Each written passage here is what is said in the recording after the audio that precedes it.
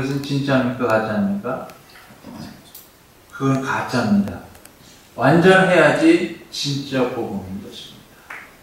그래서 이단들 같은 경우에는 우리가 그래도 빨리 구별이 갑니다. 이게 이단들 같으면은 금방 구별이 되는데, 이게 복음인데 이게 정확하지 않은 어떻게 좀 야릇한 변제시킨 그런 복음. 예를 들어서 선악과를 따먹으면 정령 죽는다. 하나님 그러셨는데 하와가 뭐라 그랬습니까? 선악과를 따먹으면 죽을까 하노라. 이렇게 싹 바꿨단 말이죠. 그랬을 때 그것에 대한 헷갈림, 그런 것이 아직도 교회에 너무 많이 있다라고 하는 것입니다.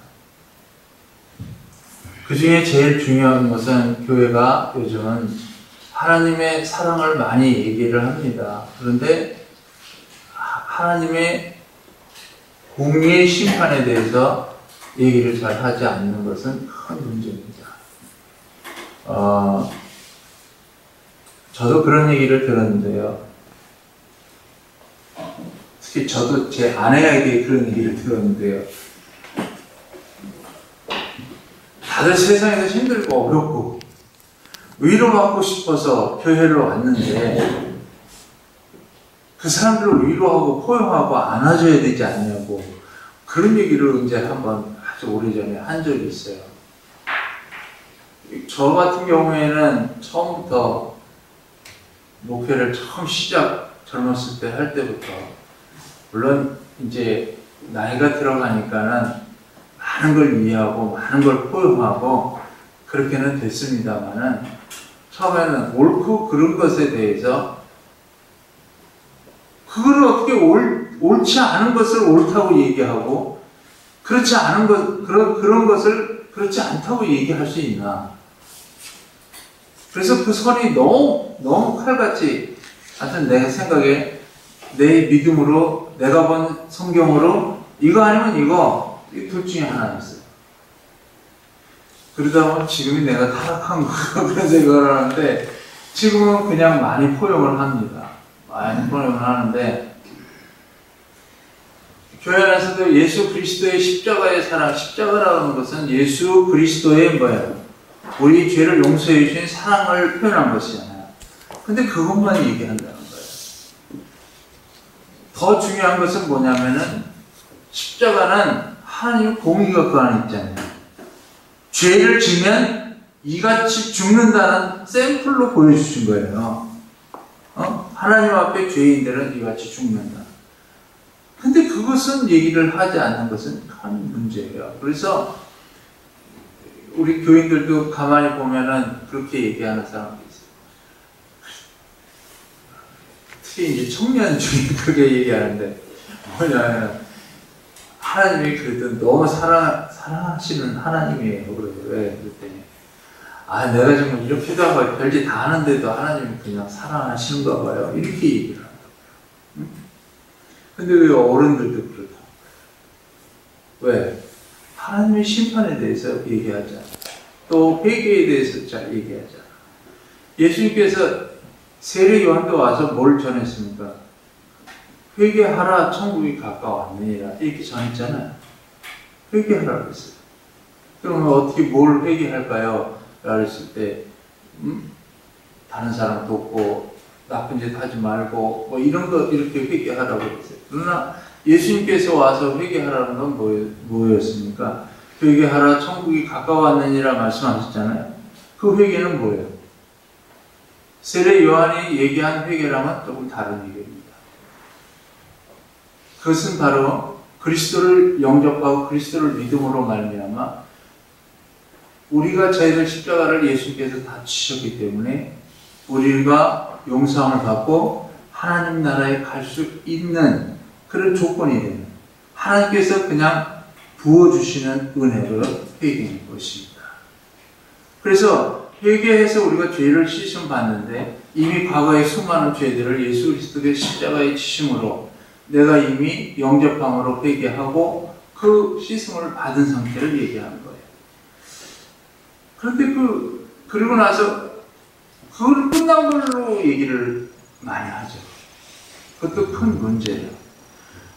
그래서 우리 고민은 뭐냐면 요한일서 1장 9절에 뭐라 했어요? 죄를 어떻게 하라 했어요?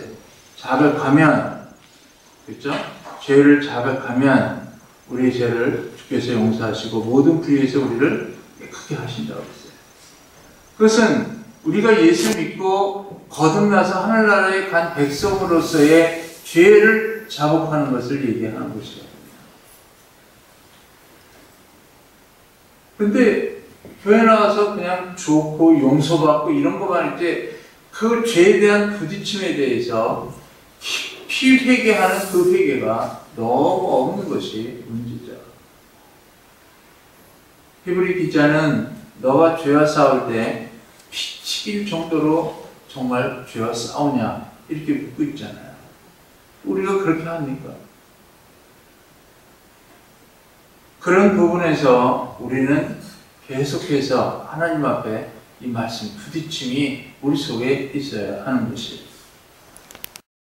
인정받을 때까지 투자를 하셔야 되는 거예요.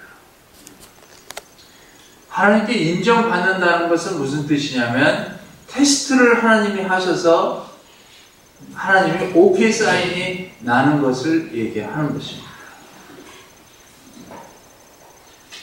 우리는 우리의 삶이라고 하는 것이 내가 믿고 있는 하나님, 내가 믿고 있는 그 말씀이 삶을 통해서 나타나져야만 한다라고 하는 것입니다. 그래야지 내가 세상 사람에게 부끄럽지 않고 하나님 앞에도 부끄럽지 않고 교인들 앞에서도 부끄럽지 않은 그런 일꾼이 되는 것입니다. 지금 사도 바울은 디모데에게 이단들처럼 말쟁이가 되지 말고 구체적으로 자신을 하나님 앞에 복종시키는 부끄러울 것이 없는 일꾼이 되어야 한다라고 말하고 있는 겁니다. 그래서 사도 바울은 지금 이 갈라디아 교회를 향해서 이렇게 얘기합니다. 내가 사람들에게 좋게 하랴 하나님께 좋게 하랴 사람에게 기쁨을 구하랴 내가 지금까지 사람의 기쁨을 구하였다면 그리스도의 종이 아니라 그랬습니다. 그러니까 변질된 복음을 가지고 있는 지금 변질된 복음을 지금 믿고 있는 이 갈라디아 교인을 보면서 절대 그건 잘라내야 된다라고 지금 명령을 하고 있는 겁니다. 근데 그게 잘라내면 그 사람들은 아파요, 안 아파요? 아프죠? 죄를 지적받으면 아픕니다. 그런데 아파야 된다는 것이죠. 사도 바울은 지금 너네 아프지 않으려면 그래 이렇게 하고 지나갈 수 있다는 거예요. 그러나 그건 너의 기쁨을 위해서 내가 하는 짓이지 하나님의 기쁨을 위해서는 난 그렇게 할 수 없다라고 얘기하고 있는 거예요. 오늘 우리도 신앙생활을 해나가면서 여러분이 정말 나를 기쁘게 하기 위해서 봉사를 하고 있는 것인지 하나님을 기쁘게 하기 위해서 봉사를 하고 있는 것인지 아니면 주변에 있는 내 옆에 있는 사람들을 바라보고 내가 지금 봉사를 하고 있는 건지 이 주소가 명확하셔야 하는 것입니다.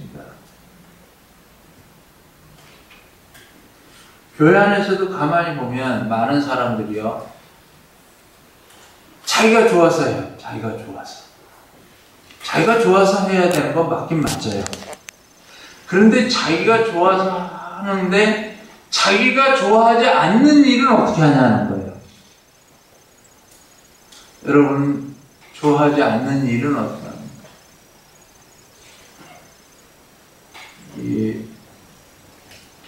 큰 교회에 다니시는 분들은 자기의 믿음을 가지고 자기의 것을 가지고 자기가 좋아하는 일을 합니다. 그냥 제가 보기에 그렇다 그런 말이에요. 근데 작은 교회 같은 경우에는 두 가지가 같이 있습니다. 좋아하는 일을 하기도 하지만 시키는 일을 합니다. 그 일이 좋은 일이냐, 자기가 좋아하는 일이냐, 나빠하는 일이냐를 선택할 수 없습니다. 그냥 이것은 무슨 일이기 때문에 하는 겁니까? 하나님의 일이기 때문에 그냥 하는 겁니다. 교회 안에서도 정말 하나님께 인정받는다는 것은 무엇일까요? 그것은 봉사를 해도 내가 좋아하는 것을 봉사하는 게 아니라 하나님이 원하시는 것을 내가 섬기는 게 바로 하나님께 인정된 일꾼이다 하는 것을 기억하셔야 됩니다. 작은 교회든 큰 교회든 보통 이 섬기는 사람들의 종류가 이렇게 둘로 대가 크게 나눕니다. 하나는 자기 좋은 것만 하는 그런 일꾼이 있고요. 또 하나는 명령, 교회에서 시키는 일은 무조건 순종하는 그런 일꾼이 있어요. 하나님이 기뻐하시는 일꾼은 어느 쪽일까요? 전자보다 후자인 것입니다. 근데 하나님이 시키시는 일을, 그 일을 지금 내가 좋아하지 않더라도 그 일을 순종해 갈 때 하면서 그 사람의 삶이 변화되고 그것에 대한 기쁨과 감사가 넘치는 것을 얼마든지 우리는 볼 수가 있습니다. 어느 때 인정을 받냐? 저는 성경을 보면서 하나님 너무하시다 그런 생각이 들 때가 있는데요. 이 아브라함을 보면 저는 그냥 항상 볼 때마다 그런 생각이 들어요. 물론 아브라함이 신앙이 막 정말 너무 멋진 그런 신앙인으로 산 것은 아닙니다. 그냥 자기 아내를 2번씩이나 그냥 지 목숨 살자고 그냥 자기 누이라고 얘기하고 막 이랬잖아요. 그런데 이 말년에 와서 아들을 하나님께서 주시고 그 아들이 자랐을 때 이제 하나님께서 명령을 하시죠. 뭐라고 명령합니까? 내 아들을 내게 바쳐라 이렇게 명령을 해요. 근데 그 바쳐라 명령을 하니까 어떻게 해요? 즉각 순종했어요. 그래가지고 자기 아들을 칼을 들어가지고 정말 배를 갈라서 번제물을 삼으려고 하는 그 순간에 천사를 보내가지고 손대지 말라고. 그러면서 하신 말씀이 내가 내 아들 내 독자까지도 내게 아끼지 아니하였으니 내가 이제야 내가 하나님을 경외하는 줄을 알겠노라 이렇게 말합니다. 언제 한다고요? 이제 한다고 했어요. 이제. 그러니까 하나님의 명령이 떨어지고 그 말씀대로 다 순종한 바로 그때야 비로소 알겠다고 하나님이 인정을 해주시는 거예요. 아리마대 요셉이 있습니다. 아리마대 요셉은요, 요한복음 19장에 보니까 이렇게 표현되어 있어요. 아리마대 사람 요셉은 예수의 제자이나 유대인이 두려워 그것을 숨기더니 그랬어요. 그러니까 아리마대 요셉은 예수님으로부터 은혜를 받은 자인데 그가 예수님을 내가 따르는 제자라고 숨겼어요. 그런데 예수님이 십자가에 못 박혀 돌아가시고 나니까 이 사람이 나온 거야. 숨긴 이유가 뭐예요? 자기의 어떤 손실 때문에 생각해보면 어떻게 보면 예수님을 따를 때 자기의 모든 것 기반을 다 잃어버릴 수도 있는 그런 것 때문에 숨겼었는데 예수님이 못 박혀 돌아가시고 나니까 갑자기 아리마대 요셉이 튀어나옵니다. 아무도 예수님의 시신을 달라고 하지 않았는데 이 사람이 나가서 빌라도에게 예수님 시신을 달라고 요구를 합니다. 하나님께서 언제 인정을 해주실까요? 숨길 때가 아니라 바로 자신을 드러내서 예수 그리스도의 제자로서 시신을 달라고 요구할 때 하나님께서 저를 인정해 주신 분입니다. 아리마대 요셉이 이렇게 하니까 또 숨어있던 한 사람이 있었는데 그게 바로 니고데모입니다. 니고데모도 이 대목에서 자신을 드러내서 향품을 가지고 와서 예수님 장사하는 일에 같이 협력을 하는 것을 볼 수가 있습니다. 언제 하나님이 인정하실까요? 마가의 다락방에서 숨어가지고 기도하고 그랬을 때 인정받은 게 아닙니다. 성령이 임하고 그들이 문을 박차고 자기 생명을 내놓고 복음을 증거하기 시작할 때 하나님께서 저들을 인정해 주십니다. 내가 나를 인정할 때가 아니라 하나님이 나를 인정할 때 그 인정을 받기 위해서 나는 계속해서 한 걸음 한 걸음 앞으로 나가는 일에 모든 것을 투자해야만 되는 것입니다.